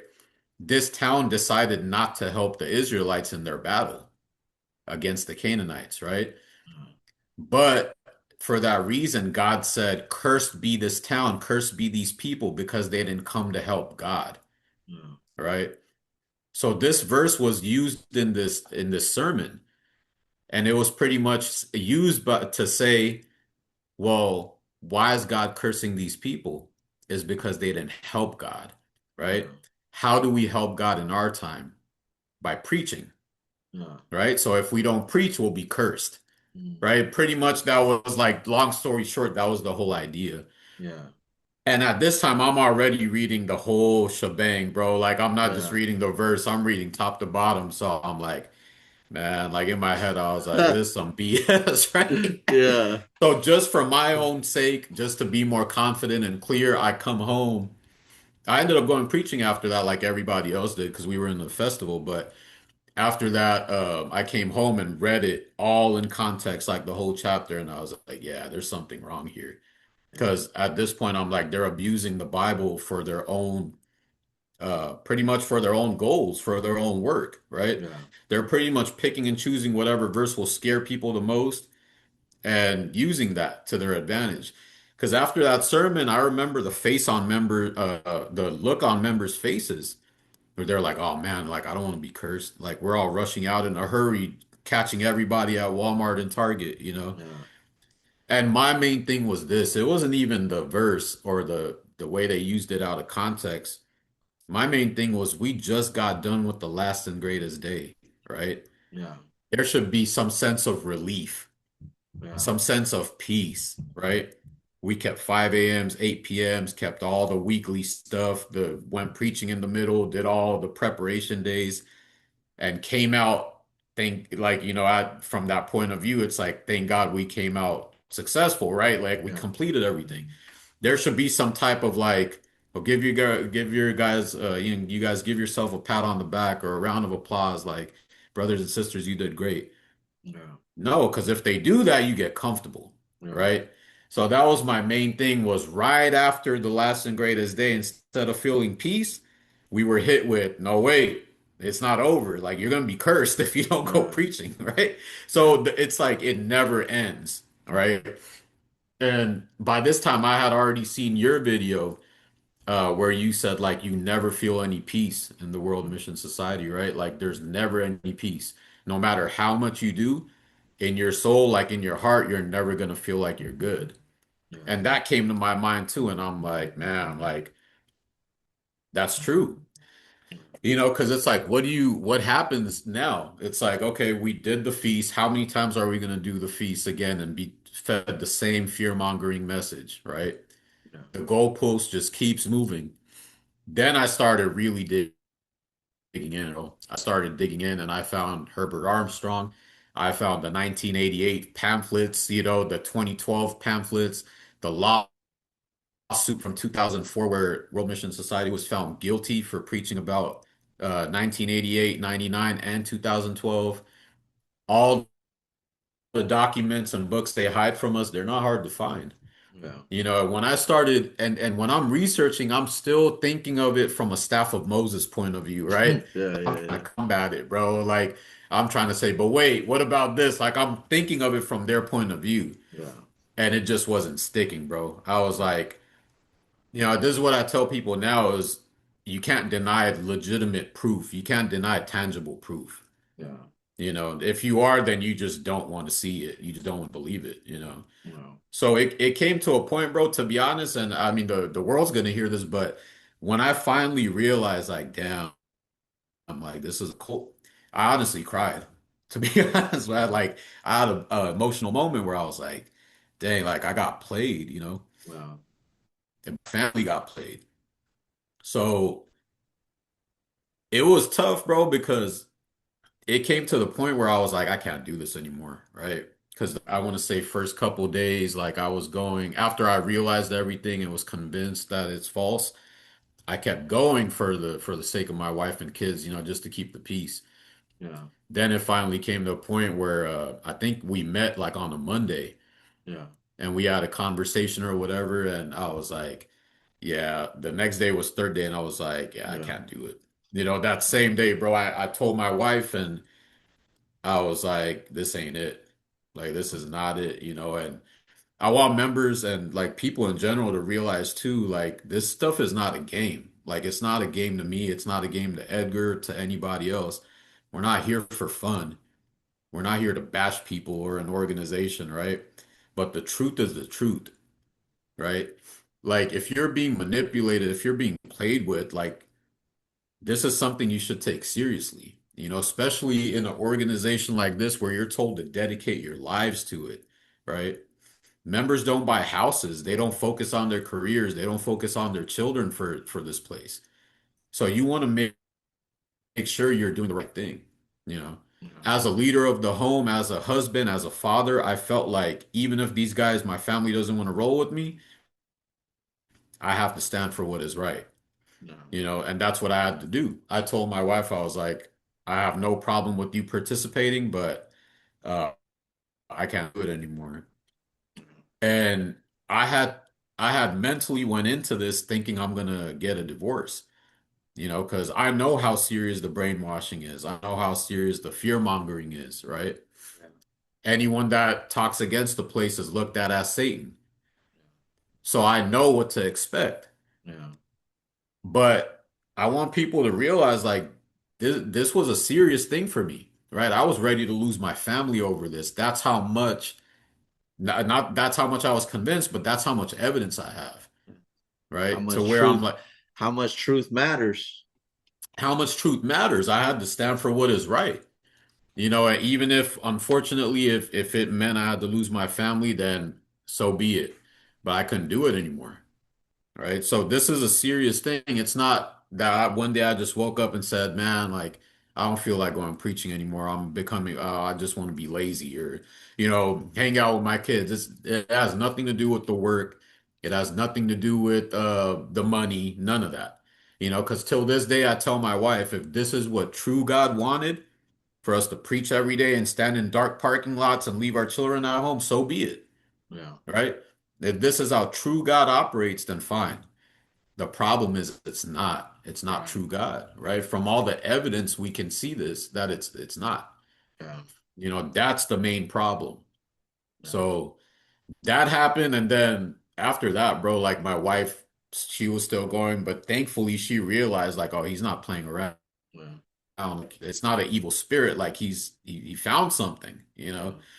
So she started coming home between services and I'm playing it real cool with her. Still getting her offerings for her and stuff and supporting her all the way, even though I don't want to, right? Yeah. I'm like, whatever, let me just play it cool. So it started with her coming home between services, and then soon it's crazy because a month or two after I left, bro, this overseer that is no longer with the church, she was here about 9 years ago. Yeah. She started reaching out to my wife out of the blue, Yeah. right? 8, 9 years later, out of the blue. And the timing is crazy, right? Yeah. So my wife asked me, she's like, did you put her up to this? Like, did you somehow get a hold of her and tell her to contact me? Or I'm like, I'm sure I could get her information if I wanted to, but I honestly I didn't, you Yeah. know. But in my head, I'm like, what the heck? Like, what's going on, right? Yeah. So now she's getting the truth from her too. Yeah. You know, she's telling her like, yeah, the 144,000 being removed is real. All that stuff is real. You know, 2012 is real. Yeah. Now my wife's seeing it from both sides. She's like, even if there was a doubt in her head that I was tripping somehow, that's going away because it's like she's hearing it from somebody that used to be a leader, Right. you know? So it didn't take long after that where she, you know, that and the Herbert Armstrong story, they tried to feed her. She was like, yeah, this isn't it, you know? So thank God, man. Like, thank God we came out of that and I came out with my wife and kids, bro, because it doesn't, yeah, man. Hey, I man. know I've heard some horror stories and I hate to say it, but I was ready for it, you know? Yeah. And Yeah. and I just want to say, man, bro, like I'm so happy for you. I mean, you know how I feel about the situation. I've told you this many times, but like just every time you say it, I just feel like I have to, whether Yeah. it's in private or public, because this is one of those rare moments where, like, man, by the grace of God, bro, you and your family came out of that Thank together. God, You know what I man. mean? And man, like Thank God. God is good, bro. And like Yeah, I think bro. that's one of those things, bro. Like it's just it's crazy, man, and it's God's timing. And we've talked about it before. Like sometimes people aren't ready to hear certain information. Sometimes Yeah. people aren't ready to hear the truth. But man, when you are, you just start soaking it all up. And like even just hearing you say, like when when you first found out that it wasn't true, like you cried, man, because and my when I'm hearing you say that, what I'm understanding is like you wanted it to be true. And that's Right. the same thing with me. When I was doing my research, I wanted it to be true. I wanted to be like, yo, I'm tripping. But the more Right. I looked, the more I was like, I'm not tripping. And the scary part is that the World Mission Society, the way they do, the way they handle themselves and handle the members, they put so much fear into you that like you second guess yourself even Right. if you think something is like it's not adding up. This isn't true. I did hear that they said the world was going to end during this time, but you're Yeah. so scared because they've told you if you leave here, you're going to get hit by a car. If you leave here, Yeah. you're going to die like this. You're a betrayer. Yeah. You're Judas. You're an evil spirit. You're being led by Satan. And it's Yeah. like, members, you need to think. You need to think like 2,000 years ago, was Jesus and the apostles preaching that type of message? Was that Exactly. message was that being preached in the early church, like where if you doubt you have an evil spirit? If Right. that's the case, or if you question you have an evil spirit, if that's the case, then why did Paul call the Berean Jews noble, right, for Right. questioning what he said and examining it with the scriptures, right? Exactly. But Yeah. you guys feel guilty for doing that in this organization, but claim you're the same organization as the Bible 2,000 years ago when it Right. contradicts. That doesn't make sense. And when Yeah. you think about it, like, to your point, when you're bringing up like this whole end of the world, they're constantly driving that because they know that's what's going to keep you coming back, Yeah. because that fear is so great that they'll even tell you like, what if the day you leave is the day Father comes, right? Yep. That's what the devil wants. That's what this, that's what that. But they hit it's all fear. It's all fear driven. You got to ask yourself, members, like, is that a healthy way to live? And Right. not only that, because you can think, yeah, but if it's the truth, it could happen. It could happen. But Right. that's not the point. What you need to ask yourself is, what is the reason why you're following God in the first place then? Is it out of fear? Because if it's out of fear, then even if you stick to it out of fear until the very end, you ain't gonna make it in that kind of works-based salvation anyway, Right. because you're not even following for the correct reasons, Yeah. right? It's And not so out when of faith. It's not out ex- of faith or conviction. It's strictly off of fear and being afraid of people's opinions. and Right. what makes it so sad, bro, that I've seen so many times, like I've said before, man, I got love for everybody because we all have our own different paths, and we all, our healing process looks different. But like Yeah. as a Christian, right, me looking at it from the Christian point of view, what I see has happened a lot with this organization and cults like it is that they've put so much fear mongering and end of the world and guilt tripping into these members that if by the grace of God they were to leave, right? They leave. A lot of the times they've become numb to Yeah. end of the world, God, any of this. Right. Right. And it's just like I choose to just not believe in any of it. And Yeah. you're It in puts a you're bad every taste in people's mouth right. And for and God and, and and again, religion. it's everyone is in their right to believe whatever they want to believe, right? Yeah. But it just breaks my heart that a lot of the times it feels like they're gonna lean that way because of the abuse that was given to them in the world mission society, and they're associating anything that they've learned in the world mission society as true God when it's Right. not. Right. And it's kind of like, you've seen some horrible relationships, Oh toxic yeah, man. relationships, and people Horrible. get out of there, and it's like they don't want to get in another relationship, but Yeah. it's not being in a relationship that was the problem, it's being in the wrong relationship and Yeah. understanding why. It's the same thing as like a dog, like there's some things online you can see, like dogs attacking humans. If you Right. get attacked by a dog, that might scar you, and you might Right. not want Right. to deal with any dogs, because you're going to Exactly. associate everything that from that attack with any type of dog. But Yep. it wasn't the dogs in general, it was that dog, it was That that dog. Yeah. specific, right? And so Yeah. it's just really sad to see, man. But like, you Yeah. know it's crazy. You Yeah. got It's any done thoughts that on too. that? Yeah, man. Like, especially with, how you mentioned toxic relationships.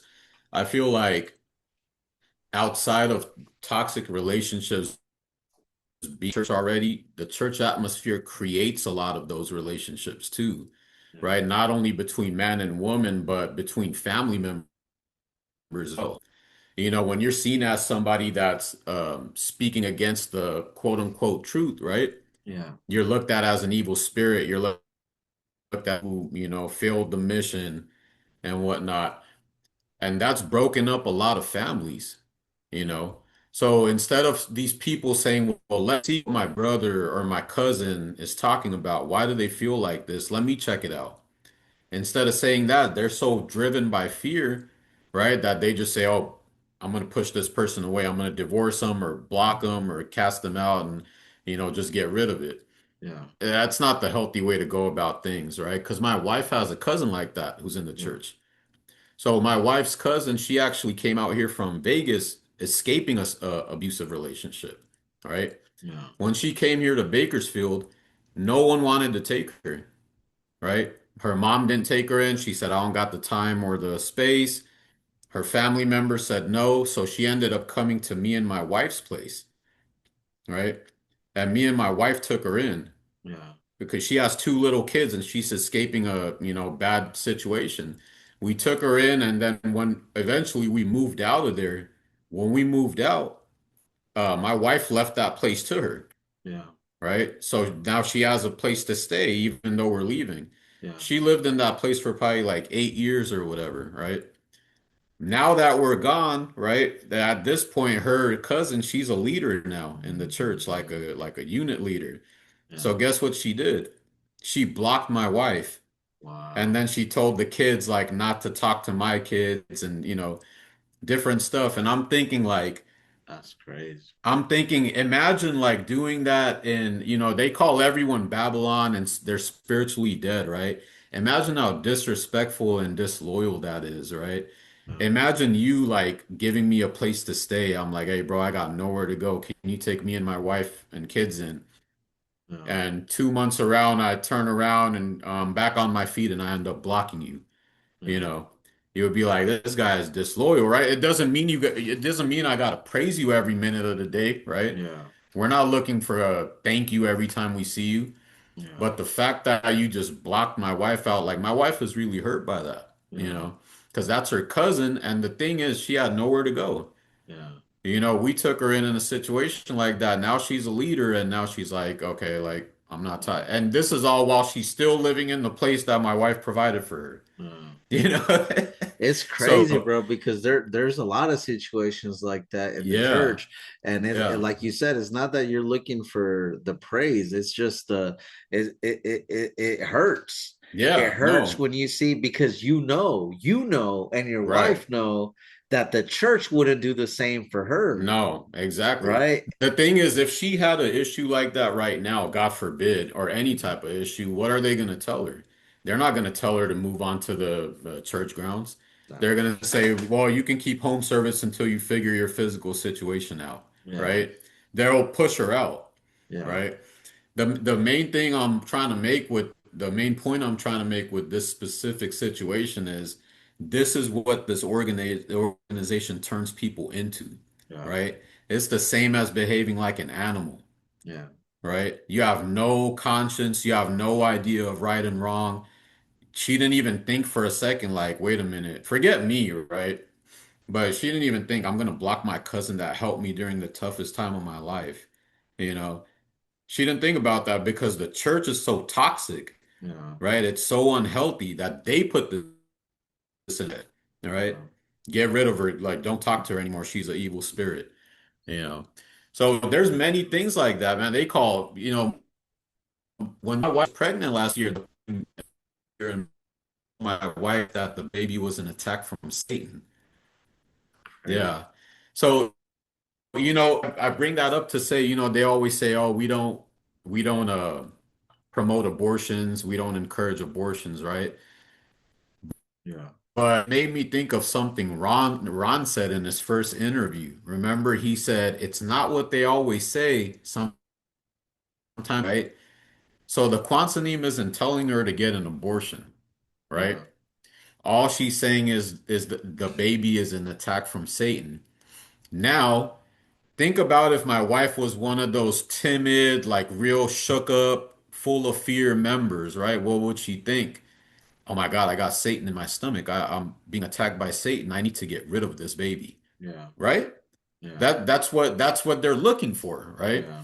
And then you go and have an abortion, and they'll be like, "Well, we didn't say that. Yeah. We didn't tell her to get an abortion, right?" But what is that implying, though? Why are you telling this person that their baby is an attack from Satan, Yeah. right? And my wife didn't tell me this until we were both fully out because Yeah. she thought it would like shake me up, if she Yeah. told me while we were still in. But It's I crazy, want bro. people to realize there's people that have heard and went through worse, man, but Yeah. these are all real things that take place in this organization. And Yeah. it's not a game, man. There's nothing funny about it. There's nothing healthy about it. Yeah. So, That's it's good, unfortunate. man. I I I mean, it's a lot, bro. And I Yeah. feel like maybe you know, because on a side note, you put in a lot of work, man. I'm just gonna say that. Yeah. We're not gonna get too much into details maybe at another time, but Yeah, we're yeah. just gonna say we're gonna keep it at this. Mo is doing a lot of work behind the scenes, man. You're doing a lot of good work, man. A lot of people are being touched by your work, bro. And Yeah, man. they Thankfully. don't even know it. You know what I mean? Yeah. We'll just Yeah. say it like that. Yeah. But to close this thing out, bro, I guess, what advice, man, would you give, to current members that could be watching your video? Man, the best advice I could give is just like everyone else says, man, just pump the brakes for a second and do your research, right? And like I mentioned earlier, it doesn't have to be about World Mission Society. If you feel uncomfortable, fine. Do research on how cults operate. There's some YouTube videos, short ones, right? So many articles you can read. characteristics of cults, mind control characteristics, manipulation tactics. Look these things up. This is a real thing. And when you look these type of things up, you get to zoom out and see the bigger picture, right? This is a problem in a lot of places. World Mission Society is just a small piece of it. All of them practice the same thing. You can't look on the internet or you're gonna die. You can't leave or you're gonna die. You can't question or you're gonna die. Like they all follow the exact same template. And unfortunately, they do it because it works, you know. And as a parent, I want to specifically to the parents, I want to ask them, like, what kind of message are you sending to your children, you know? If you're dealing with abuse, if you're verbal, mental abuse, and you're just putting your head down and nodding to it, think if you want your children to deal with that in the future, right? Yeah. God forbid if your child comes back and says they're having a domestic, violence issue. I know it's a sensitive topic, so I apologize, but if they're having an issue like that with their partner, what are you going to tell them? Oh, just, cover his faults, father's coming soon, right? That doesn't work, right? So I want people to really, especially the men, like stand up. Like we're leaders, right? Especially men with families, children, whether you're a godfather to someone, a stepdad, a real dad, lead your family in the right direction. Pump the brakes for a second and think, am I following the truth? Am I doing this correctly? There's nothing wrong with that. We live in an age where, especially now, we live in a time where a lot of things are being exposed, right? It goes without saying, right? There's so much coming out. We're in the age of information where nothing is being hidden anymore. You can Google anything and everything in the world and find it. You can look up the Epstein files. You can look up that file, this file, these CIA files. Like nothing's confidential anymore. Yeah. So we're living in a time like that where information is everywhere. And you're in an organization that's saying, no, don't look anywhere, just listen to what I'm telling you. Yeah. That's a red flag on its own, So I would encourage people to just stop and think, do some research, make sure you're leading yourself and your families in the right direction. Very well said, man. Uh, Mo, it's been a pleasure, bro. Likewise, man. I love this Likewise. interview, bro. Like you said in the beginning, it really feels like a full circle moment, man. Glad to have you sure, on, man. bro. And maybe we could do this again sometime. I feel like you got some more to say.